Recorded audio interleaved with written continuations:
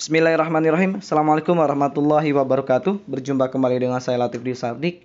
Di kesempatan video kali ini kita akan memberikan informasi penting terkait tentang mekanisme pendaftaran seleksi ASN P3K Guru tahun 2022. Nah, ini kita akan memberikan informasi terkait tentang syarat dan mekanismenya ya. Nah, muncul beberapa pertanyaan, itu adalah apakah guru honorer yang masa kerjanya kurang dari 3 tahun itu bisa mendaftarkan diri sebagai ASN P3K atau tidak. Kemudian pertanyaannya adalah apakah guru honorer yang dapodiknya baru terdaftar setelah tahun 2020 itu bisa mendaftar ASN P3K atau tidak. Dan itu muncul beberapa pertanyaan yang lainnya, yaitu terkait tentang bagaimana bisa atau tidaknya. Nah, ini akan nantinya dijawab langsung oleh Bapak Dirjen GTK Kemendikbudristek, yaitu Bapak Iwan Syahril ya. Baik, sebelum ke pembahasan, bagi teman-teman yang baru menemukan channel ini, silakan tombol subscribe-nya untuk dipencet dan lonceng notifikasinya untuk dinyalakan supaya tidak tertinggal informasi dari kami. Terima kasih dan simak informasi selengkapnya. Terkait dengan mekanisme pendaftarannya. Jadi di sini dapat saya sampaikan bahwa pendaftaran untuk seleksi ASN P3K dimulai dari pendaftaran melalui laman sscasn.bkn.go.id, dan sesudah itu yang tadi pertanyaan terkait dengan NIK, bahwa NIK itu adalah cara kita untuk mengidentifikasi nomor yang bersangkutan benar orang tersebut dan juga sesuai dengan data yang ada NIK di Dapodik.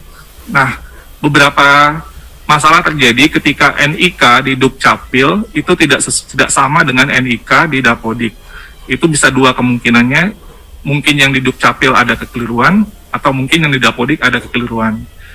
Jika itu terjadi, maka jika data yang keliru itu di Dukcapil, maka dapat dilakukan perbaikan data melalui call center Halo Dukcapil 15537 atau melapor ke Dinas Dukcapil setempat.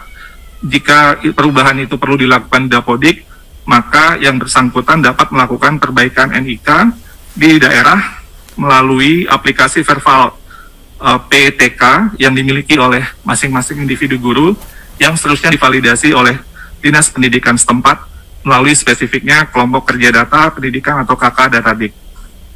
Selanjutnya juga yang dapat kami sampaikan pertanyaan terkait dengan guru yang terdaftar di Dapodik. Jadi cut off guru yang ikut itu adalah guru yang terdaftar di Dapodik saat dia mendaftar.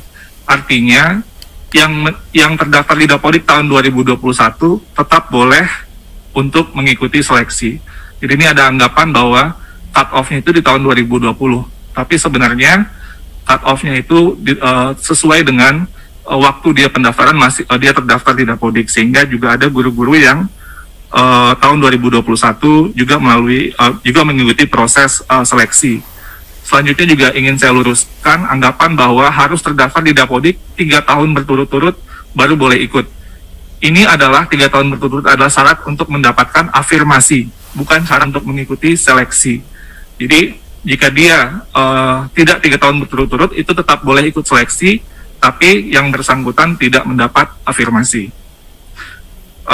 Juga pertanyaan tentang tendik yang ikut seleksi, kita perlu memahami bahwa konteks guru honorer ini adalah guru ketika yang dibutuhkan ketika sekolah tidak mendapatkan pengganti guru yang pensiun, sehingga kadang-kadang sekolah sepanjang ada orang dewasa yang memiliki kualifikasi yang linear untuk mengajarkan satu mata pelajaran, bisa jadi itu adalah tendik, maka yang bersangkutan bisa untuk mengajar, tapi kemudian mungkin kembali menjadi tendik di tahun berikutnya, sehingga mungkin persepsi masyarakat bahwa yang bersangkutan adalah tendik, tapi dia sebenarnya pernah menjadi guru, dan itu juga tercatat sebagai guru honorer, dan mereka berhak untuk mengikuti seleksi.